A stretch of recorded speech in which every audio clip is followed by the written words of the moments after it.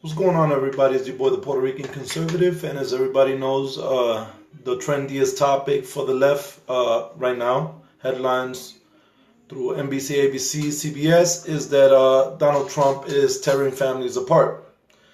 Of course, this comes immediately after Donald Trump had a successful summit with Kim Jong-un, and once again proved the left wrong by creating a successful agreement for peace proceedings between North Korea and the United States. So, of course, they had to pull something out of their ass and once again work on the re-stigmatization of Donald Trump. So because of this, I wanted to touch up on the topic of, is Donald Trump tearing families apart? And even though a lot of us do know that it's a lie, it is important for us to present facts when we're challenging or contesting information or propaganda that's out there. And because of this, I like to do research and I like to share this information forward so that when you guys run into a leftist or a propagandist or an agendist that is trying to tell you that Donald Trump is doing one thing, you can have the resources and information necessary for you to champion for the right correctly with truth rather than propaganda. Now, as everybody knows, what is going on today with Donald Trump's administration and illegal immigrants is nothing new, considering that in 1997, Bill Clinton signed into law something that allowed the Justice Department to enact certain policies in order to detain the parents who, of course, violated certain sections of the Immigration and Naturalization Act, detain them for violating the law and then put the children either in temporary foster homes or in placement. This is something that's been going on since 1997. And another fact is that during Obama's regime, because I hate to call the Obama government and administration, during the Obama regime, an average of 20,000 illegal immigrants were being deported from the United States. And today, under Donald Trump's administration, less than 16,000 are being deported. And the same complaints that illegals had then with Barack Obama separating families is the same issue that they have today. The only difference is that today, the propaganda is being backed by the mainstream news media. Now, another thing that I wanted to point at is this, that a lot of us as Americans, we tend to focus solely on America because our campaign is America first as right-wingers. But there's something that people are missing, and they're missing the fact that America is part of a global economy. So when something affects our neighboring countries, ultimately it affects America. And because of this, I want you to take a couple of minutes to listen to the statistics that I had gathered from a couple of credible agencies. One of them being the Latin American Foster Care Network that keeps numbers on the amount of orphans in Mexico and throughout South and Central America. Now, according to their statistics, and I want to bring these numbers into the picture in order for me to explain ultimately what is going on in America. Presently, in Mexico, there are more than 400,000 Mexican children without parents. An additional 100,000 children who are not only fatherless and motherless, but are also homeless. So that turns that number into 500,000 children in Mexico that are homeless and without mom and without dad, just running around randomly, joining organizations, sniffing glue and gasoline in order to tame their hunger. This is a fact. This is not a stigma. This is not a stereotype. This is a fact. More than 13.4 million children are part of the child labor force in Mexico. So this is what I want to explain to you guys. If you take into account that more than 60,000 children without parents have crossed the Mexico-U.S. border, and you take those 60,000 and you divide them from the average 300,000 illegals that are trying to cross the U.S.-Mexico border yearly, then we can assume that 1/5 out of the entire illegal immigrant population crossing the border are already fatherless and motherless. So then we have to ask ourselves logically, understanding these numbers, then how can we draw the conclusion that we're tearing families apart when 1/5 of the entire population of illegals that are crossing from Mexico into the United States are illegal children between the ages of 13 and 17 who have no parents in Mexico and who have no parents in the United States. So because of this, we can then conclude that what is really going on is that Mexico is doing the same thing that Mexico was doing with the illegal immigrant population that they were unable to sustain because of their low. Mexico doesn't have the ability to produce jobs as fast as the United States, but yet their population growth is at a 3 or 4 times faster pace than the United States.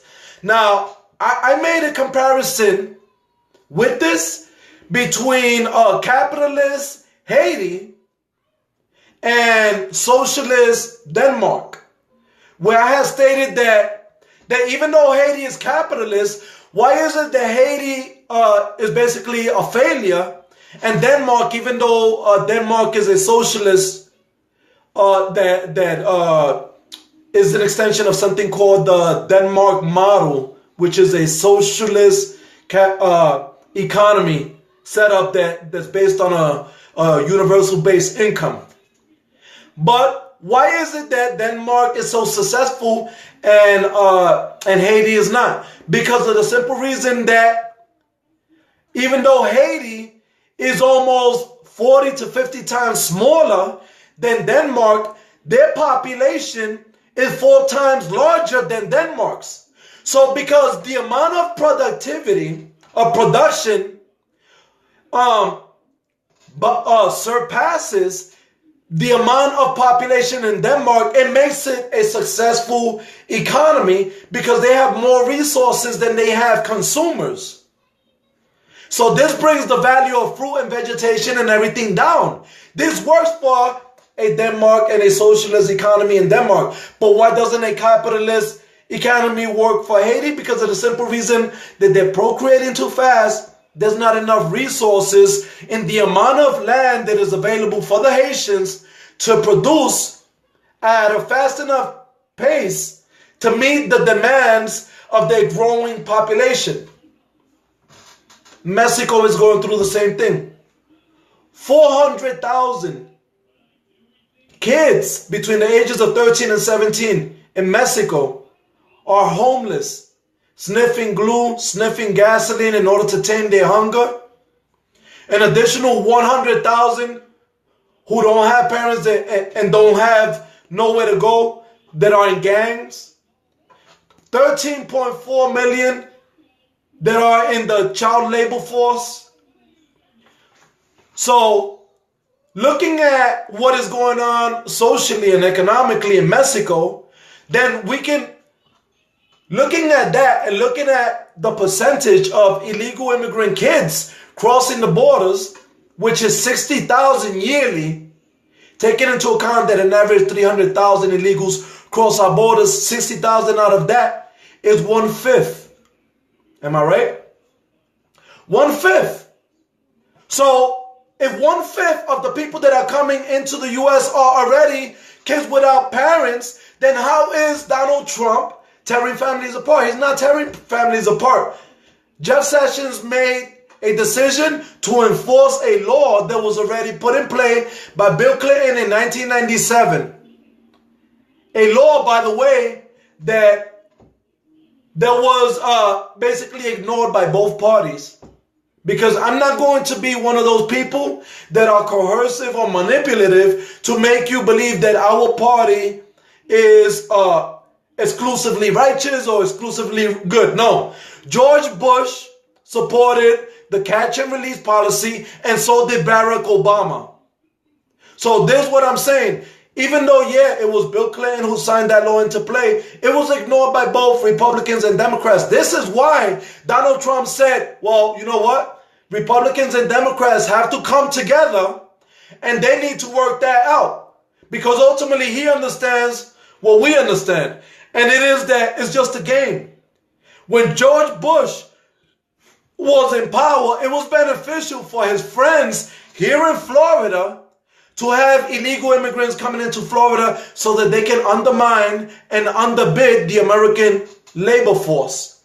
Through it, a lot of Floridian companies and corporations ended up getting richer by paying their labor force less. This was beneficial to the Republicans, but then it didn't become beneficial once the illegal immigrant population started creating what we know as a cultural diaspora, where you don't have an isolated community that you can pinpoint and find and locate it.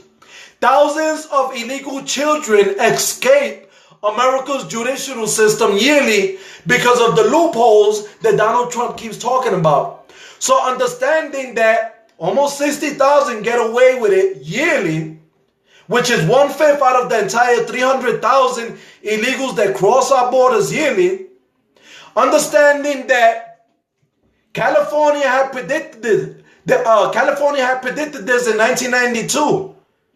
That's why California came out with Initiative SOS, Save Our State, which was basically put in play in order to vote in favor of prohibiting the government from utilizing taxpayer dollars to pay for costs associated with illegal immigrants, which covered education, health, medical, shelter, and detainment.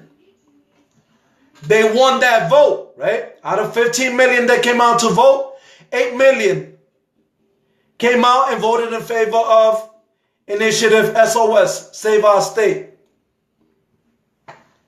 But what ended up happening as soon as the liberals came in, as soon as Governor, what was his name, Gary Davis came in, he ended up not contesting the illegal immigrant legal funds when they challenged on appeal Initiative SOS. And since Gary Johnson is a Democrat liberal, he didn't contest it and it fell through. And then once again, now they got taxpayers paying for costs associated with illegal immigrants. And today, less than 20 years later, California is spending 30.4% of its annual budget on costs associated with illegal immigrants, which accumulates to almost $33.8 billion yearly, being that California has a very large economy. So none of this is being beneficial, not even to the left, not even to the right. And we recall, even when the Republicans were playing head games with the Democrats, and they said, listen, we'll throw in the CHIP program, the Child Health Insurance Program. We'll throw it in, and all you have to do is give us money for the war. The Democrats turned it down because they didn't care about the CHIP program, which was the Child Health Insurance Program, which at that time was important because we were still working on the American Health Care Act. Democrats turned it down. They also turned down, because Donald Trump is a smart man, he deals with psychology. They also turned down the giving up to 8 million illegals residency and the rights to work after 2 years of proceedings, because they didn't want to give Donald Trump the money for the war. Because ultimately, none of this has to do with the Democrats, the liberals, the progressives, or the left championing for the Hispanic American community or the illegal Hispanic American diaspora, because they're not part of the Hispanic American community. And this is something that I like to highlight, because I know a lot of us like to believe that the Hispanic Americans and illegals, that because they're Hispanic as well, we should empathize with them. On a humane level, if something unjust is going on with them, yeah, we can empathize with their situation. But ultimately, just because they came into this country illegally, I don't empathize with that because of the simple reason that you have to look at it through a perspective view.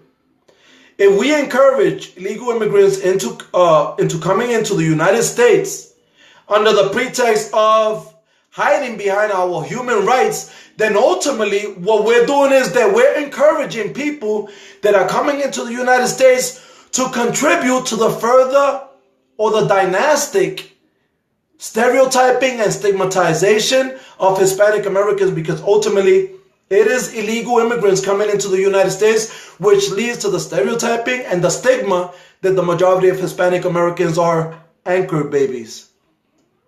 And because of this, one thing has absolutely nothing to do with another. When I champion for language and the freedom of expression, I don't champion because people are speaking Spanish. I'm championing because our forefathers created our constitutions so that they might be clear enough to not be reinterpreted as if an innuendo. Our constitution have been clearly written. It is not up to any man to take our constitution and revise and restructure them in order to benefit their agenda or reinforce their propagandas. So when I see people like Jovi Val, who claims to be a Trump supporter or right-winger and is exclusively targeting Puerto Rican women because they speak Spanish, and we know, as people who keep track of history know, that Puerto Rico is a commonwealth of the United States. For us to promote the idea that speak English only in America would be for us to discourage Puerto Ricans from embracing what it really means to be America, because then they become part of the stigma. You see, when you encourage people like Jovi Val and all these separationists and all these isolationists, because then that's what I call them. I call them cultural isolationists. Because only by weaponizing concepts do they then encourage you to behave in a prejudicial manner. And even as a Hispanic American or even as a white American who is not conscious of what you're doing, you're behaving in a prejudicial manner. Because our forefathers didn't create our Constitution to be revised and say, no, speak only English in America. Let me explain something to you. You know what it means to be American, and do you know what it means to embody Americanism? It means that we shouldn't have to force anybody to assimilate to the American culture, because that is a form of dictatorship. That is a form of authoritarianism. That is a form of Marxism. Would it not be more beneficial to the American interest for us to encourage people into assimilating into the American culture by displaying the best aspects of what it means to be American? Relaying the greatest messages, spreading the most just philosophies. And through these concepts, we can counter the militarized concepts that are being tossed out there by the propagandists, the agendas, and the isolationists, that through terms such as white nationalist groups, not individuals, groups, they weaponize racial polarization. Because if you think about it, why should a group call itself white nationalists if ultimately the term white in correlation with nationalism would imply that you would have to be both white and nationalist, which, if you disseminate this, ultimately it leads to racial and ethnic polarization, segregation, separation, isolationism, separatism. People don't understand a lot of the things that I say because I tend to get carried away. But ultimately, the idea is this, that if we are capable enough, we'll be able to disseminate anything that people toss our way and understand that words, terms, concepts, they can all be weaponized. Because of this, Donald Trump is experiencing what Donald Trump is experiencing today. Through the weaponization of information and the restructuring of facts, they've been able to distort the perspectives and the perception of people on the left that have a propensity to leaning towards left-leaning mainstream news media. And through this, they sustain their monopoly on the circulation and the distribution of information.